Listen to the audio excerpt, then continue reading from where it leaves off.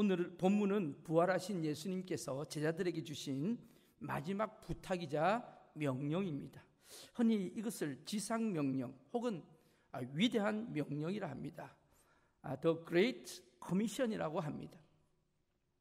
예수님의 제자들이 지금 갈릴리 한 산에 모여 있습니다. 이 갈릴리 한 산은 어떤 산입니까? 16절 말씀 우리 같이 한번 확인합니다. 같이 읽겠습니다. 11 제자가 갈릴리에 가서 예수께서 지시하신 산에, 어떤 산이에요? 예수님께서 지시하신 산.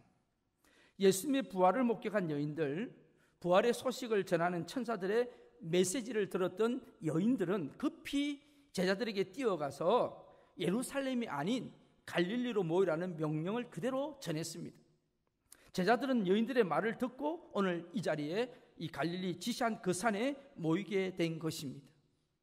하나님의 말씀에 즉각적으로 순종할 수 있는 은혜, 그것이 믿음입니다.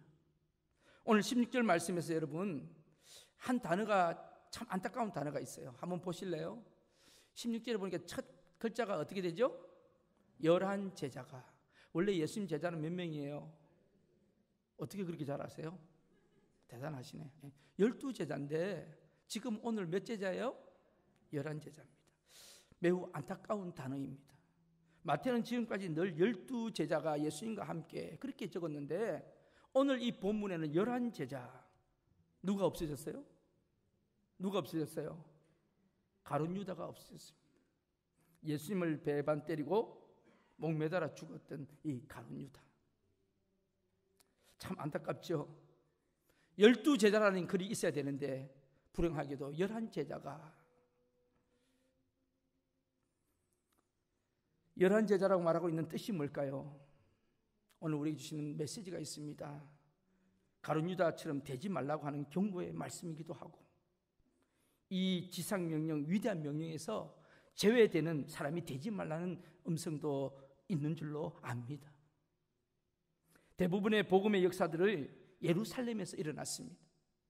예수님의 탄생이 예루살렘 주변 베들레헴에서 있었습니다. 예루살렘에서 예수님은 십자가에 달리시고 죽으셨습니다. 그리고 예루살렘에서 다시 부활하셨습니다. 또 초대교회 탄생을 알리는 오순절 다락방 사건이 바로 예루살렘에서 일어났습니다.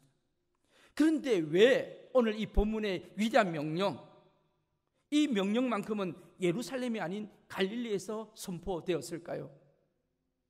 갈릴리는 어떤 곳이라고 제가 말씀드렸습니까? 이미 말씀드렸죠. 갈릴리는 예수님이 어릴 때부터 자라나신 곳입니다. 예수님의 영혼의 고향입니다. 제자들과 함께 울며 함께 웃고 기적을 베풀며 하나님의 말씀을 나누었던 곳이 갈릴리입니다. 갈릴리에게 이런 뜻이 있었습니다. 제자들이 예수님의 첫사랑이 있었던 곳입니다. 여러분, 우리에게도 이런 갈릴리가 필요한 줄로 압니다. 일할 수 있는 예루살렘도 필요하지만 내 영혼을 깊이 변화시킬 수 있는 주님과의 첫사랑을 회복할 수 있는 곳, 주님과의 깊은 은혜 교제를 나눌 수 있는 그런 갈릴리가 필요합니다. 해변가를 거닐며 제자들과 함께 말씀을 나누시던 곳, 병든 자를 고쳐주시고 약한 자를 이렇게 세워주시면서 연약한 자를 격려해 주셨던 바로 우리 예수님을 갈릴리에서 제자들은 다시 보게 됩니다. 예수님은 부활하신 후에 영적 변화가 있었던 갈릴리를 택하셔서 제자들에게 오늘 제2의 사명, 귀한 사명을 맡기셨던 것입니다. 갈릴리에서 제자들은 어떤 경험을 합니까? 자, 17절 말씀으로 갑니다. 우리 17절 말씀 같이 한번 읽겠습니다. 예수를 배웠고 경배하나 아직도 의심하는 사람들이 있더라. 약속한 장소에 가보니 예수님이 먼저 와 계셨습니다. 갈릴리에서 일어난 사건은 예수님을 만난 사건입니다. 예수님을 만나는 사건보다 더 위대한 사건은 없습니다. 여러분, 일보다 중요한 것은 예수님을 만나는 거예요. 봉사보다 더 중요한 것은 예수님을 먼저 만나는 겁니다. 그래서 여러분, 교회 일도 봉사도 혹시 여러분들 중에서 내가 예수님을 만난 경험이 없는 사람은 봉사도 내려놓을 수 있기를 바랍니다. 그렇게 하면 번아웃이 돼요. 예수님에 대한 만남이 없이는 교회 일을 하는 게 힘들어요. 그래서 무엇보다도 중요한 것은 예수님을 먼저 만나야 되는 것입니다. 제자들은 예수님을 만났습니다. 부활하신 주님을 만난 것입니다. 이때 제자들의 마음이 어땠을까요? 여러분 한번 생각해 보세요. 예수님이 십자가에 달려 죽으시면서 다 끝났어. 이제 모든 것이 다 끝났어.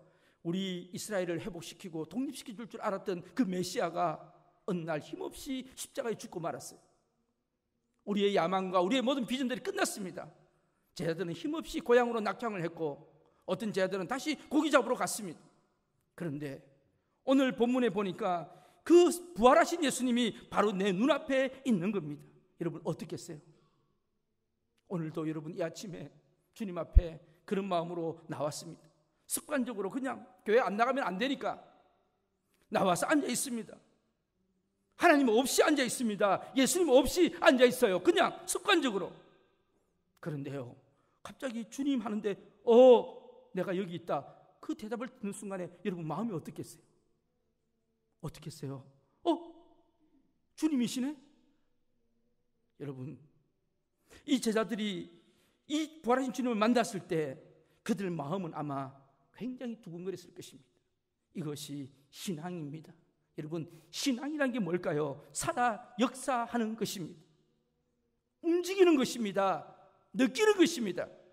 지금 제자들은 바로 이런 경험을 하고 있는 것입니다. 우리가 믿는 예수님은 어떤 분이십니까? 오늘 이 아침에 여러분들이 고백하는 예수님은 어떤 분이세요? 우리의 인격 하나 고칠 수 없는 예수님이십니까? 우리에게 아무런 영향력을 주지 않는 예수님이십니까? 그렇게 교회를 오래 다녔고 그렇게 기도를 많이 했는데 무슨 변화가 있었습니까? 무슨 역사가 있었습니까? 그렇게 변화가 없습니까? 우리의 신앙은 부활의 신앙이 되어야 합니다. 살아 움직이는 그런 신앙이 되어야 합니다. 예수님을 만났을 때 제자들은 두 가지 반응을 보입니다. 자, 첫 번째 반응은 뭐예요? 17절 다시 가볼까요? 같이 읽겠습니다. 예수를 배웠고 뭘 했어요? 경배했다. 첫 번째 반응은 예수를 배웠고 바로 경배했다고 성경은 기록하고 있습니다. 이것은 부활하신 예수님을 뵙고 그 자리에 엎드려서 발을 붙잡고 경배했던 여인들과 같습니다. 부활하신 주님을 목격한 그 순간에 상상할 수 없는 기적의 현장 앞에서 무릎을 꿇고 주님, 당신이 주님이시네요. 영광을 받아주세요. 당신은 죽음을 이기셨습니다. 승리하셨습니다 하면서 경배가 터져나오고 있는 것입니다. 진정한 예배는 부활하신 예수님을 만날 때 일어나는 것입니다. 여러분, 오늘 우리 예배는 어떠세요? 자, 그 다음 반응이 있습니다. 보세요. 그 다음 읽어볼게요. 17절에 우리 다시 처음부터 한번 읽어볼게요. 예수를 배웠고 경배하나 아직도 의심하는 사람들이 있더라. 자, 여러분 보세요.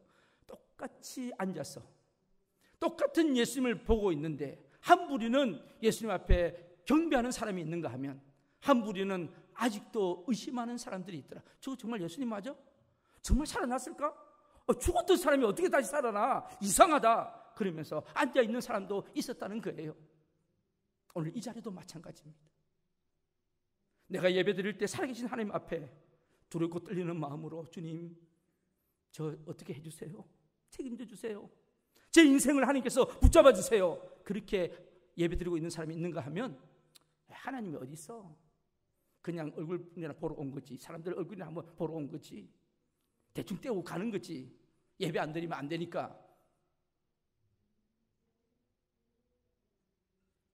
부활하신 주님을 보면서도 믿지를 못합니다. 진리의 말씀을 들으면서도 믿지를 않습니다. 그런데요, 저는 이 사람들보다 더 놀라운 것은 예수님의 태도입니다. 예수님께서 믿지 않으려고 하는 의지를 가진 사람들도 예수님이 택하시고 부르셨다는 거예요. 대단하지 않습니까? 저 같으면 얄짤 없습니다. 제낍니다. 에이, 안 돼, 안 돼 이렇게 할 것 같은데 예수님은 안 되는 것도 다 붙여놓고 오늘 이 위대한 명령을 하고 계시는 겁니다. 여기서 제가 목회를 배웁니다. 그렇구나. 부족해도 공동체 안에서 하나님 일을 하게 되면 놀라운 일이 벌어지는구나. 여러분, 그 11 제자가 경배하는 사람도 있었고 의심하는 사람들도 있었잖아요. 그런데 이 사람들이 언제 바뀌었죠? 언제 변화되었죠? 바로 오순절 다락방에서 성령이 임하면서 성령의 불에 녹으면서 이 사람들이 다 녹아져 버린 겁니다. 그렇죠? 여러분, 이런 사건이 일어나는 겁니다. 교회 공동체 안에 있으면, 하나님 말씀에 순종하면, 우리가 믿음이 부족해도 성령의 은혜가 임하면 하나님 앞에 쓰임 받을 줄로 믿습니다. 오늘 이렇게 새롭게 변화된 모습으로 예수님은 쓰임 받을 걸 믿고, 그 믿음 없고 의심하는 제자들에게도 오늘 이 위대한 명령을 선포해 주신 것입니다. 놀랍지 않습니까? 자, 예수님은 갈릴리 제자들을 만나 세 가지 메시지를 주셨습니다. 어떤 메시지죠? 18절 말씀 우리 같이 한번 확인합니다. 같이 읽겠습니다. 예수께서 나와 말씀하여 이르시되 하늘과 땅의 모든 권세를 내게 주셨으니 아멘. 예수님 자신이 하늘과 땅의 모든 권세를 가지신 분이라는 사실을 선포하고 있습니다. 여러분, 우리가 믿는 예수님은 그런 분이세요. 하늘과 땅의 모든 권세를 가지신 분이십니다. 믿으십니까? 안 믿어도 할 수 없고요. 그런데 그건 사실인 걸 어떡하겠습니까? 그리고요, 두 번째 메시지는요, 다음 말씀입니다. 19절 20절 말씀입니다. 같이 읽겠습니다. 아버지와 아들과 성령의 이름으로 세례를 베풀고, 그 다음 20절입니다. 내가 너희에게 분부한 모든 것을 가르쳐 지키게 하라. 볼지어다 내가 세상 끝날까지 너희와 항상 함께 있으리라 하시니라. 아멘. 하늘과 땅의 모든 것을 가지신 분이 오늘 우리에게 말씀하고 있습니다. 여러분, 오늘 19절 20절 말씀, 이거는 기독교의 모든 명령이 이 두 구절 안에 다 들어 있습니다. 이 명령 하나를 우리 일생에 성취된다면 우리는 하나님 뜻을 이루는 것입니다. 그만큼 중요한 명령입니다. 이 명령의 의미는 두 가지입니다. 먼저 엄청난 명령이라는 겁니다. 그래서 오늘 말씀의 제목이 위대한 명령입니다. 이것은 성경 전체를 요약할 수 있는 명령이죠. 그래서 우리는 이 명령을 지상 명령이다, 지상 최대의 명령이다, 위대한 명령이라고 말씀하고 있는 겁니다. 그런데요, 이 지상 명령, 성경 명령을 이해하기 위해서 우리가 성경에 나타난 중요한 핵심적인 세 가지 명령을 이해할 필요가 있습니다. 첫 번째는요, 하나님 우리 인간에게 주신 첫 번째 명령은 창세기 1장 28절에 나와 있습니다. 자, 우리 같이 한번 읽어볼까요? 하나님이 우리 인간에게 주신 명령, 시작. 하나님이 그들에게 복을 주시며 하나님이 그들에게 이르시되 생육하고 번성하여 땅에 충만하라. 땅을 정복하라. 바다의 물고기와 하늘의 새와 땅에 움직이는 모든 생물을 다스리라 하시니라. 아멘. 야, 여러분, 멋진 하나님 아니십니까? 하나님은 우주 만물을 창조하셨습니다. 지구 위의 온갖 동물과 바다의 고기와 하늘의 새와 온갖 육축을 다 만들어 주셨습니다. 그리고 마지막에 인간을 창조하시고 그것을 다스릴 수 있는 우리 인간을 창조하셨습니다. 그리고 하나님은 우리에게 이런 명령을 내리셨습니다. 내가 만들어 놓은 이 땅을 잘 관리해라. 여기서 너는 생육하고 번성하라. 땅에 충만하라. 땅을 다스리라. 여러분, 이 명령을 다른 말로는 문화 명령이라고 합니다. 이런 의미에서 우리가요, 이 땅도 잘 다스려야 합니다. 오염시키면 안 돼요. 이 땅을 잘 환경 보호도 해야 합니다. 이것이 성경에 나와 있는 우리에게 향하신 하나님의 뜻인 줄로 압니다. 그리고 이런 땅을 잘 돌볼 책임이 우리에게 있다는 것입니다. 두 번째 명령은요, 요한복음 13장 34절 명령입니다. 우리 같이 한번 확인하겠습니다. 새 계명을 너희에게 주노니 서로 사랑하라. 내가 너희를 사랑한 것 같이 너희도 서로 사랑하라. 아멘. 이 명령은요, 기독교의 핵심적인 주제죠. 여기에 하나님의 창조 원리와 예수님의 구원 정신이 이 말씀에 담겨져 있습니다. 그런데 죄가 들어온 이후에 인간은 어떻게 살아요? 사랑합니까? 잘 안 돼요. 사랑하고 싶은데 잘 안 돼요.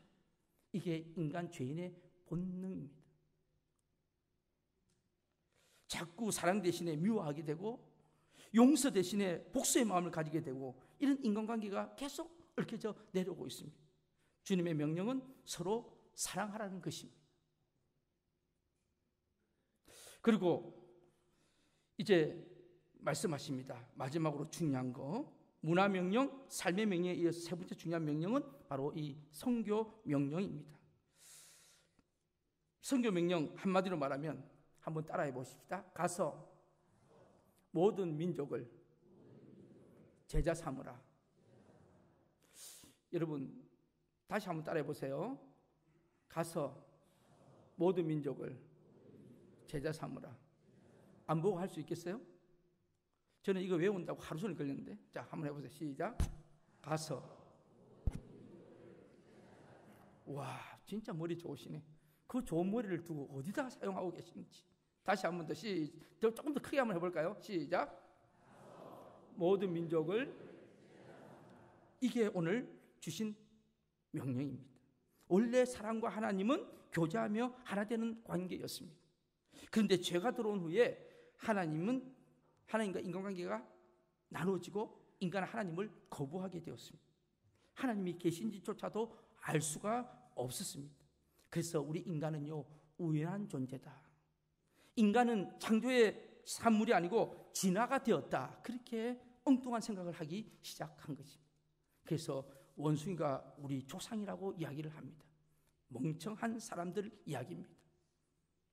마치 우리가 애 낳으면 그렇잖아요. 조그만 아들이 아빠 보면서 그럽니다. 아빠가 나 닮았네?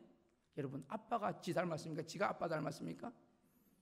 근데 인간이 그렇게 연약하고 어리석은지 원숭이를 가만히 보니까 우리 닮았거든. 근데 우리가 원숭이 닮았대. 참 답답하죠. 그런데 예수 그리스도께서 우리 죄를 대신하여 십자가에 못 박혀 죽으심으로 말미암아 우리를 구원하셨습니다. 이것이 십자가입니다. 그러나 구원은 십자가로 끝나는 것이 아닙니다. 죽어서 무덤에 갇혀 있는 예수님은 3일 후에 하나님께서 부활하게 하심으로 십자가를 승리의 십자가로 바꾸어 주셨습니다. 예수님은 다시 부활하셨습니다. 그러므로 예수 그리스도를 믿음으로 말미암아 인간은 본질적인 원죄를 다 용서받게 되었고, 그리고 누구든지 예수 그리스도를 믿는 사람은 하나님의 자녀가 되는 그런 권세를 주셨습니다. 그러므로 이 성경 명령은 예수 그리스도를 믿기만 하면 누구든지 구원을 얻게 될 것이다. 예수 그리스도를 믿는 자에게는 하나님의 자녀가 되는 권세를 주셨다는 이 놀라운 구원의 메시지를 선포하라고 하는 명령입니다. 여러분, 교회가 왜 존재합니까? 여러분 잘 아셔야 돼요. 이제 주님 오실 때가 다 된 이때에 우리가 분명히 깨달아야 돼요. 교회가 왜 존재하는지. 그리스도인들이 이 세상에 왜 존재하는 이유를 분명히 우리는 알아야 합니다. 그걸 모르니까요, 오늘도 살아야 되나 안 살아야 되나. 그런 분 계시죠? 오늘도 왔다 갔다 하시는 분 계시죠? 오락가락. 그래서 삶의 의미를 몰라요. 조금 힘들면 왜 살지? 그렇게 하죠. 조금 좋으면 세상 다 가진 것처럼 교만하고. 여러분, 우리 교회가 그리스도인들이 왜 살아야 합니까? 사도 바울은 이런 말을 했어요. 사도 바울은요, 예수 믿기 전에 예수 믿는 사람을 핍박했던 사람이죠. 율법 바리새인이었습니다. 그런데 다메섹으로 가는 도중에서 꼬꾸라져서 예수님을 만나게 되죠. 그러고 난 뒤에 이 사람이 기도하다가 천국을 보고 온 사람이에요. 3층 층을 다 봤어요. 그래서 사도 바울이 이런 고백을 합니다. 차라리 내가 빨리 죽을 수 있으면 좋겠다. 왜? 예수님을 빨리 만날 수 있기 때문에. 그러나 죽지 않고 이 세상에 남아있는 이유는 복음을 전하기 위해서이다. 그렇게 고백을 했습니다. 여러분, 참 신기하게도요, 전도는요, 물론 하나님 하시는데 사람을 통해서 하십니다. 하나님이 사람을 통해서 전도는 하십니다. 다시 말씀드리면 교회를 통해서 하나님은 주님 다시 오시는 이날까지 복음을 전하기를 원하십니다. 그래서 교회를 세워 주신 것입니다. 그래서 교회는 본질은 이 복음 전도의 사명을 다해야 하는 것입니다.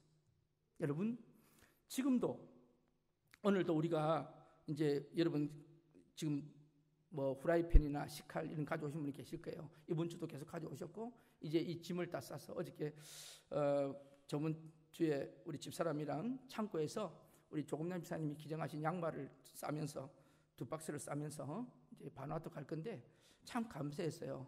우리가 이렇게 드릴 수 있고 나눠줄 수 있는 게. 교회는 이렇게 구제해야 됩니다. 근데 여러분, 교회는 구제기관은 아니에요. 솔직히 이야기하면 교회는 남을 돕는 기관은 아니에요.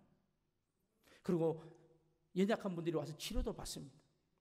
병든 분들이 오셔서 기도하다가 병도 낫습니다. 그런데 솔직하게 이야기하면 교회는 병 고치는 곳은 아닙니다.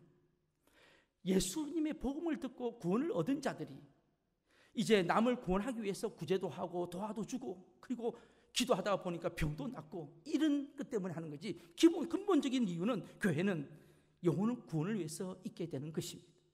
그래서 여러분, 교회 모든 지체들도 이렇게 사도행전적인 교회, 복음을 전하는 시스템으로 바뀌어져야 합니다. 여러분, 우리 교회는 지금 9개의 선교회가 있습니다. 죄송하지만 선교회가 뭐 하는 곳입니까? 이런 그대로 선교회입니다. 하나님의 복음을 전하기 위한 조직체예요. 오늘날 많은 교회들이 이 선교회가 개모임으로 전락이 됩니다. 개모임도 잘하면 또 괜찮죠. 또 싸웁니다, 그 안에서. 그러면서 본질을 잊어버리고 무엇을 해야 하는지를 모르고 사람이 높아지려고 하고 사람이 튀어나오고. 저는 우리 교회는요, 그렇게 안 됐으면 좋겠어요. 그리고 선교회에 참여하세요. 왜 선교회에 참여하지 않습니까? 교만하기 때문에 안 하는 거예요. 나는 너네들하고 다르다는 거예요. 여러분, 주님이 교회를 세우셨습니다. 교회는 주님의 몸입니다. 믿으십니까? 교회의 머리는 주님이십니다. 그리고 주님께서 조직을 만드셨어요. 그래서 목사도 세우시고 장로도 세우고 권사도 세우고 안수집사도 세우고 재직도 세운 겁니다. 성도들을 세운 겁니다. 우리는 주님의 조직에 의해서 움직여야 합니다. 그런데 주님 말씀에 순종하지 않는다, 그거는 머리에 순종하지 않으면 그거는 몸 따로 머리 따로 노는 사람이죠. 그걸 갖다가 뭐라 그러죠? 병신이라고 이야기합니다. 오늘 교회들이 이렇게 엉뚱하게 돌아가고 있는 것입니다. 하나님이 기뻐하시지를 않는 것입니다. 죄송하지만 잘 들으시기를 바랍니다. 우리가 주님 앞에서 하나님 앞에 가는 그날에 분명히 우리는 하나님 앞에 이런 것들을 심판받게 될 것입니다. 우리 오클랜드 한인교회가 하나님 앞에 저는 그런 선교의 조직으로 쓰임받기를 간절히 기도하고 있습니다. 하나님께서 교회를 오클랜드 이쪽에 서쪽에 한인교회를 세워주신 이유를 우리는 분명히 알아야 합니다. 그런데 예수님은 우리 힘으로 이렇게 할 수 없는 것을 아십니다. 제가 늘 말씀드리지만 사랑할 수 있는 존재는 아니에요. 우리가 사랑 못해요. 예수님처럼 우리 사랑 못해요. 전도 우리요 잘 못해요. 근데 예수님은 우리에게 이렇게 할 수 있는 힘을 주셨어요. 그게 바로 사도행전 1장 8절에 있는 말씀입니다. 우리 같이 한번 보겠습니다. 사도행전 1장 8절 같이 읽겠습니다. 오직 성령이 너에게 임하시면 너희가 권능을 받고 예루살렘과 온 유대와 사마리아와 땅끝까지 이르러 내 증인이 되리라 하시니라. 아멘. 예수님은 우리에게 사랑하라고 말씀하십니다. 그런데 우리는 우리 힘으로는 사랑할 수 있는 존재는 안 됩니다. 예수님이 전도하라고 말씀하십니다. 그런데 우리는 전도할 능력이 없습니다. 주님께서 말씀하십니다. 너에게 성령이 임하시면. 그래서 여러분, 성령이 임하시면 권능이 임하게 되고 권능이 임하면 사랑도 하게 되고 복음도 전할 수 있게 될 줄로 압니다. 그래서 오늘 우리가 해야 될 것은 하나님의 권능을 받아들이는 겁니다. 믿음으로 주님 앞에 순종하고 나가는 것입니다. 변화는 하나님이 시켜주십니다. 사람은 하나님이 역사하게 해 주시는 것입니다. 그래서 저는 하나님 앞에 그렇게 이 말씀을 준비하면서 기도합니다. 하나님, 우리 교회가 유람선이 아니라 구조선이 되게 해 주십시오. 여러분, 유람선은요, 배 타면은요 다 놀이시설로 돼, 먹고 마시는 시설로 되어 있습니다. 근데 구조선은 그런 거 없습니다. 꼭 먹어야 될 음식만 있고요, 나머지는 뭐예요? 나머지는 전부 다 사람 구하는 장비로 되어 있습니다. 튜브도 있고 구명경도 있고. 왜? 사람을 살려야 되니까.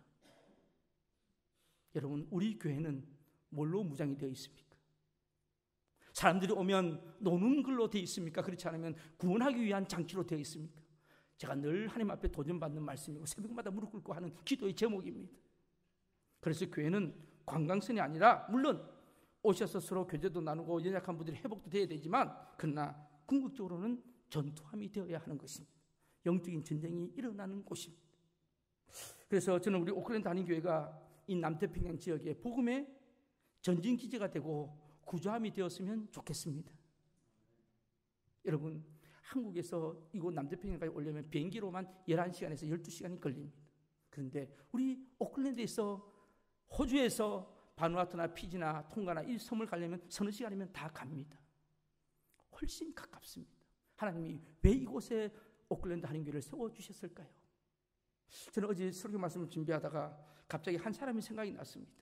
우리 뉴질랜드 사람인데요, 키위 출신인데, 여러분 5달러짜리 지폐에 그 사람 얼굴이 나와 있습니다. 누구인지 아시죠?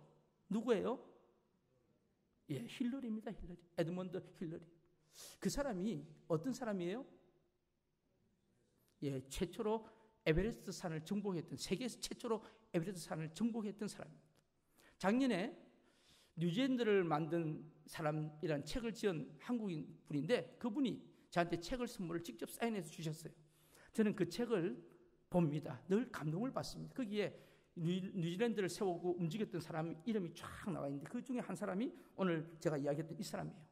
이 에드먼드 힐러리가 1953년 5월 29일 날 8,848m의 이 에베레스트 산을 정상에 발을 올려놓습니다.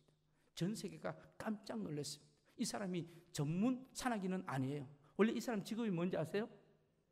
양봉업자였습니다. 꿀 만드는 사람이었어요. 그런데 이 사람이 최초로, 세계 최초로 이 에베레스트 산을 등록했을 때 세계가 깜짝 놀랐습니다. 이분이 인터뷰를 하는데 그 책에 보니까 어떻게 에베레스트 산의 정상에 올랐습니까? 그랬더니 이분 말이 글짝입니다. 한 발, 두 발씩 올라가다 보니까 올라갔습니다. 한 발, 두 발 올라가, 한꺼번에 10발 올라간 게 아니고 한 발, 두 발 올라갔다는 거예요.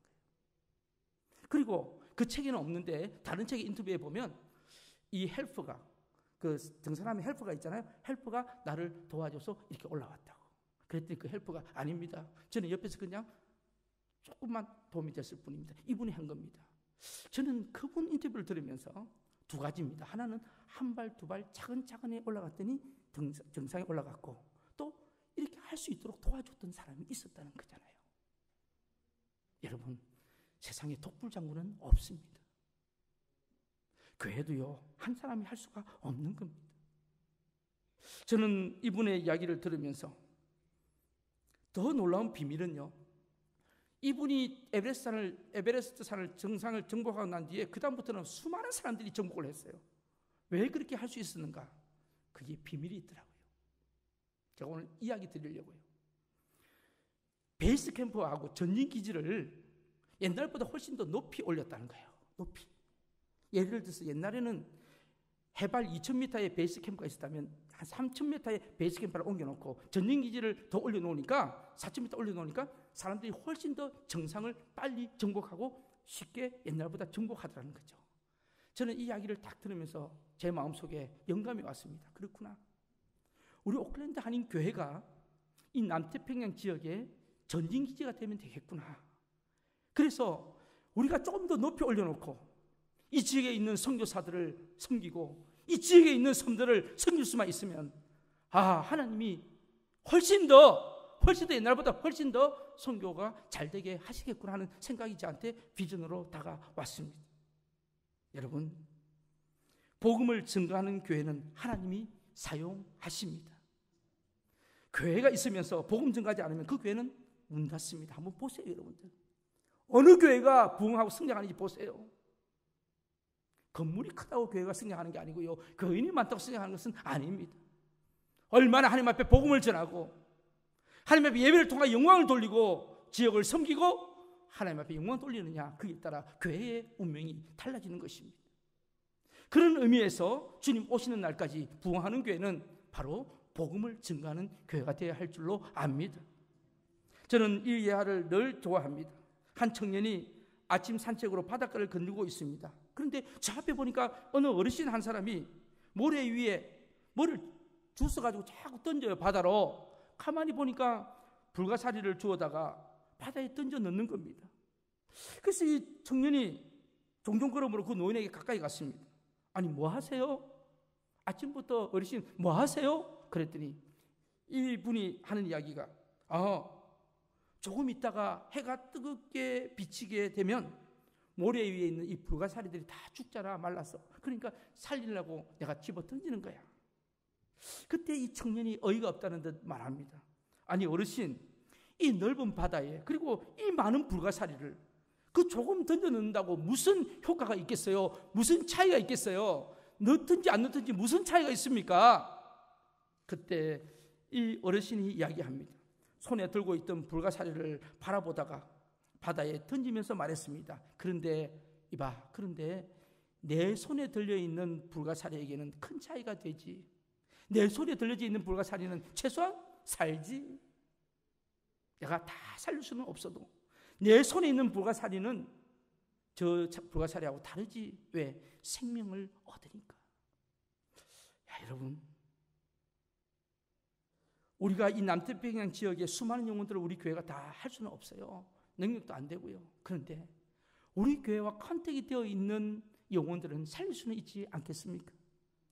우리와 연결되어 있는 그 부족은 우리가 그래도 기도해주고 도와주면 그 부족에게는 생명이 있지 않겠습니까? 저번 정창직 선교사님이 보고를 했잖아요. 라끼라끼 지역에 3일 동안 걸어 들어가서 교회를 짓고, 저희 교회가 교회를 짓고 교실을 하나 지어줬어요. 지금 아이들이 거기서 공부를 합니다. 거기 선생님이 4분이 있습니다. 4분이 교사 선생님이. 근데 그 교사 선생님들이 전문가들이 아니에요. 뭐 교육대학 졸업한 사람들이 아니에요. 내가 물어봤더니 고등학교 졸업한 사람들, 고등학교. 그것도 바누아투에서. 그 사람들이 아이를 가르칩니다. 그 젊은이들 아이를 가르치는데 4명이 월급을 준대요. 근데 한 달에 월급이 얼마 나가냐면 300불이 나간대요. 한 사람당 한 달에 월급이 75불이래요. 그런데요, 두 사람은 자기들이 해결이 되는데 애들이 좀 이렇게 돈 회비, 부모들이 낸 회비로 되는데 나머지 두 사람은 줄 월급이 없다는 거예요. 150불이 월급이 없다는 거예요. 그러면서 저보고 조심스럽게 정 목사님이 저번에 그 학교에 저희들이 최고 좋은 컴퓨터도 하나 사드렸거든요. 얼마 전에. 그게 자꾸 달라고 하니까 미안해서 제 눈치를 보면서 선생님 월급 이게 75불 두 사람 150불이 월급이 필요하다는 거예요. 제 눈치를 보면서. 그래서 제가 그랬잖아요. 속으로 좀 기분도 안 좋고 맨날 달라고 하니까. 그러면서 속으로 제 한편으로는 한번 기도해 볼게요. 그래놓고 보내놓고 계속 제 마음속에 부담감이 오는 겁니다. 150불 주고 아무것도 아닌데 우리가 한번 할 수도 있는데. 그랬어요. 새벽 예배 때 기도하면서 새벽 예배 때 한번 이야기한 것 같아요. 이 거룩한 부담감이 뭘까요?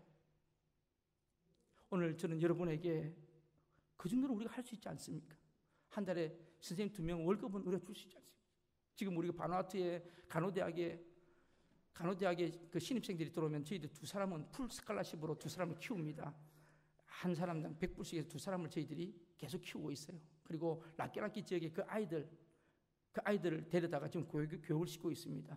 1인당 한 달에 50불이 들어요. 먹고 재우고 공부시키는데 저희들이 그 아이들도 몇 명을 지금 키우고 있습니다. 저는 하나님께서 그래도 우리가 그 아이들을 키울 수 있는 이 은혜 주신 게 참 감사하지 않는가. 오늘 저는 여러분에게 말씀드리고 싶습니다. 그 선생님들, 그 선교할 수 있는 거 우리 교회가 할 수 있지 않겠습니까? 못합니까? 할 수 있습니까? 못하시겠습니까? 여러분, 감동이 있는 분들은 하세요. 제가 놀라운 면류관을 받을 기회를 드릴 테니까. 여러분이 안 하면 교회가 합니다. 그런데 여러분이 마음이 뜨거운 분이 계시면 저한테 이야기하세요. 제가 여러분 더 상을 받을 수 있도록 스트레이트로 내가 연결해 드릴 테니까. 여러분, 하나님은요, 내가 안 하면 다른 사람이 하게 하시고 이 교회가 하지 않으면 다른 교회가 하게 하십니다. 여러분, 하나님의 나라와 그 일을 먼저 구하라. 그래야면 이 모든 것을 내게 다하여 주시리라. 하나님의 말씀입니다. 우리 교회가 안 하면 다른 교회가 더 부흥하며 일어나게 될 것입니다. 그런데 우리 교회가 하면 하나님 우리 교회를 사용하여 주실 줄로 믿습니다. 여러분, 마지막으로 이렇게 명령을 하신 주님께서 놀라운 말씀으로 마지막 덧붙여 주십니다. 그게 바로 오늘 20절에 있는 말씀입니다. 우리 같이 한번 마지막으로 한번 읽겠습니다. 같이 한번 읽어볼게요. 내가 너에게 분부한 모든 것을 가르쳐 지키게 하라. 볼지어다 내가 세상 끝날까지 너희와 항상 함께 있으리라. 아멘. 내가 세상 끝날까지 너희와 항상 함께 있으리라 하시니라. 내가 이야기하는 이 명령은 너희들이 감당할 수 없다. 그런데 내가 끝까지 내가 너와 함께 할 것이다. 요한복음 14장 1절에서 제자들에게 말씀하셨습니다. 오늘 우리에게 주시는 말씀 되기를 바랍니다. 요한복음 14장 1절 같이 읽겠습니다. 너희는 마음에 근심하지 말라. 하나님을 믿으니 또 나를 믿으라. 요한복음 16장 33절입니다. 같이 읽겠습니다. 이것을 너희에게 이르는 것은 너희로 내 안에서 평안을 누리게 하려 하십니다. 세상에서는 너희가 환난을 당하나 담대하라. 내가 세상을 이기었노라. 아멘. 세상을 이길 것이다 아니고 이미 이기었노라. 이기었노라. 여러분 강한 긍정이죠. 우리 싸울 때 그러잖아요. 애들이 너 나한테 죽었다. 아직 안 죽였는데 죽었다 그러잖아요. 그건 내가 너 죽을 거라 이 말이거든. 이미 세상을 이겼노라. 하나님은 이미 이기신 줄로 믿습니다. 여러분 전 세계 상품 가운데 가장 브랜드 가치가 높은 상품이 뭔지 아세요? 우리 모든 상품을 다 떠나서 제일 브랜드 가치가 제일 높은 게 뭐예요? 코카콜라래요. 코카콜라 브랜드 가치가 약 850억 달러. 여러분은 전혀 놀라지 않으시네요. 저는 엄청 놀랍던데 100조, 약 100조 정도 된답니다. 그런데요, 미국 외교관들이 또 들어갈 수 없는 나라에 지역까지 코카콜라는 들어가 있다는 거예요. 세계 200여국의 어떤 나라에서도 코카콜라는 사 먹을 수 있다는 겁니다. 그런데요, 참조적으로 유엔에 가입된 나라가 지금 192개 나라입니다. 유엔에 가입된 나라보다 더 많이 코카콜라가 들어가 있다는 거죠. 1초에 4만 병이 팔린다. 1초에 4만 병. 그리고 1년 하루에 34억 병이 지금 팔리고 있다고 합니다. 이 문제에 코카콜라 드신 분 계시죠? 다 그렇다는 거예요. 그리고요, 이렇게 코카콜라가 되기까지는 왜 이렇게 코카콜라가 이렇게 전 세계에 누비고 있을까? 모든 사람들이 한결같이 말하는 첫 번째 이유가 하나 있어요. 그 이유가 뭔지 아십니까? 바로 그 코카콜라 사장, 1919년에 코카콜라 인수했던 사장 로버트 우드러프라고 하는 사람, 이 사장과 그 스태프들의 헌신과 비전과 열정이 있었다는 거예요. 바로 그 사람들이 그 코카콜라에 대해서 집중하고 그리고 그것을 붙잡고 그렇게 열심히 매진했다는 거죠. 근데 그 로버트 우드러프라는 사장이 했던 유명한 말이 있습니다. 그 사람이 이런 말을 했어요. 내 혈관 속에는 피가 흐르지 않고 코카콜라가 흐르고 있습니다. 여러분, 저는 참 세상에 먹는 것 갖고도 저렇게 멋진 말을 하는데 그렇잖아요. 내 속에는 혈관이 흐르는 게 아니고 코카콜라가 흐른다고 이야기합니다. 그러니까 코카콜라가 전 세계 200국에 들어가 있는 거예요. 여러분, 우리 속에는 예수 그리스도의 피가 흐르고 있습니다. 아멘. 아무도 안 하시네. 아닌데 나는 O형이 흐르고 있는데, B형이 흐르고 있는데, A형이 흐르고 있는데. 다시 한번 묻습니다. 우리 속에는 예수 그리스도의 피가 흐르고 있습니다. 이 아멘이 나와야지 우리 교회가 쓰임 받는데요. 코카콜라는 못 흐르더라도 예수 피는 흘러야 될 거 아니냐고요. 오늘 여러분 가정에 이 예수의 피가 흐르기를 간절히 축복합니다. 그래서 예수님께서 말씀하시는 거예요. 이 땅에서 교회가 복음 전가하는 것이 쉽지 않다. 그러니까 걱정하지 말라, 두려워하지 말라. 나는 너와 함께 할 것이다. 너 순종하기로 결정했니? 나는 너와 함께 할 것이다. 여러분, 사람이 없니? 내가 사람을 붙여주겠다. 이 말입니다. 너가 지금 몸이 아프니? 내가 치료해 주겠다. 저는요, 오늘 이 마태복음 이제 마지막 말씀을 마치면서 너무 기분이 좋아요. 왜냐하면 이 말씀을 다 못 맞추고 갈까봐 걱정했거든요. 자꾸 구석에 중간에 손님이 와가지고 말씀을 못 전했잖아요. 그런데 오늘 제가 마태복음 끝나고 한국에 가게 돼서 너무 고맙고 감사해요. 제가 어저께 어느 권사님 집에 가서도 신방하면서 그 이야기 했어요. 권사님, 인생이 그렇게 길지 않습니다. 어저께 여기 앉았던 사람이 오늘은 안 보입니다. 여러분, 저는요, 예배 드리면서도 계속 그 생각이 납니다. 작년에 저기 앉아 있었던 분이 지금은 안 보여요. 작년에 여기 앉아 있었던 분이 올해는 안 보여요. 천국 가신 분도 있고 다른 데 가신 분도 있어요. 저는 계속 그분들이 생각이 납니다. 여러분, 지금 우리가 선한 일에 집중하고 비전에 집중해도 그 꿈과 비전을 이룰 시간이 별로 없어요. 그래서 저는 한 4주간 한국 다녀오면서 오늘 이 복음을 잘 전하게 돼서 감사하고요. 몰라요, 인간은요. 제가 4주에 여러분을 볼 수 있다고 하는 그건 몰라요. 하나님만 아시는 거죠. 저는 그런 마음으로 갑니다. 어떤 일이 생길지 어떻게 압니까? 인간의 앞날을 누가 압니까? 그래서 우리가 겸손하게 살아야 되는 거예요. 하나님이 만나게 해주시면 감사하고요. 저는 마음이 조급합니다. 우리 교회가 남태평양의 베이스 전진기지가 복음캠프 전진기지가 되려면 이렇게 있으면 안 되는데 뭔가 지금 계속 일어나야 되는데 제 마음은 급해서 가만히 있는 것 같아요. 지금 다른 분들 오면은 교회가 많이 부흥되었네요. 새 얼굴들이 많네요. 그렇게 이야기를 하는데 저는 마음이 안 그래요. 아직 더뎌요. 아직 더뎌요. 아직 안 돼요. 아직 제자 삼는 것도 부족하고 지금 여러 가지가 부족해요. 선교도 부족하고 조직도 부족하고. 그래서 하나님 앞에 기도합니다. 여러분, 오늘도 이 지구 세계는요 지금 엄청난 소식이 들려옵니다. 곳곳에 전쟁의 총소리가 들려오고, 그리고 도덕적 문화적으로 타락 소리가 들려오고, 폭력 소리가 들려오고, 마약 소리가 들려오고, 기근이 들려오고, 경제 불안이 들어오고, 환경 오염이 들려오고, 그리고 여러분 자연재해가 들려오고. 지금 제 핸드폰에요, 우리 통합적 PCK의 선교사들 수백 명, 전 세계 선교사들이 다 카톡방으로 하나 만들어 놓은 게 있어요. 그런데 제가 괜히 여기 빠져나와야 되나 안 나와야 되나 지금 고민하고 있어요. 왜냐하면 하룻밤 자고 나면 수십 통의 카톡이 와 있어요.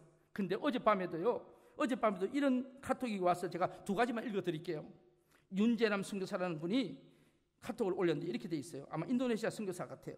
지진과 쓰나미가 동시에 일어난 인도네시아 팔루 지역 중에서 액상화 현상, 즉 액상화 현상이 뭐냐면요, 물과 진흙이 함께 쓸려 내려오면서 마을을 덮쳐버리는 거예요.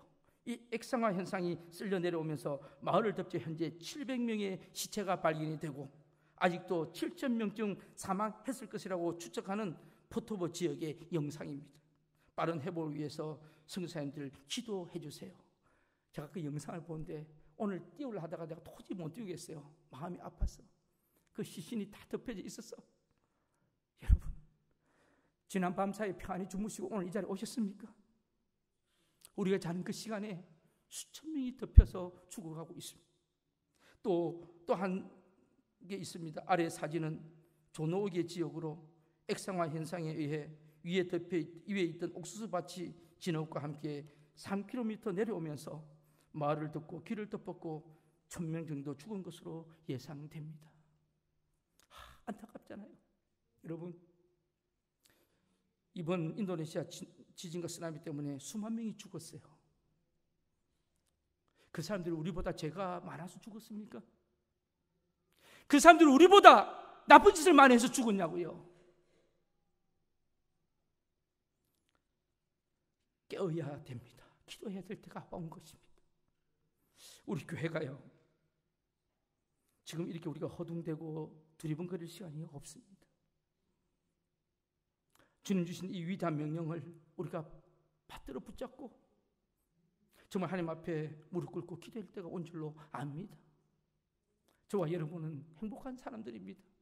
이렇게 밝은 햇빛이 뜨고 공기 좋고 살만한 곳에 사니까 다른 사람들은 전혀 고통이 없는 것처럼 보일지 몰라도 오늘도 밤사이에 수천 명이 흙더미에 깔려 죽고 수천 명이 죽어가고 테러로, 마약으로, 폭력으로, 전쟁으로 죽어가고 있습니다.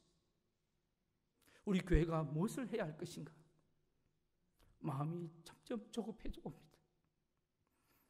하나님 앞에 본질을 쓰임받는 우리 교회가 되기를 간절히 축복합니다. 기도하시겠습니다.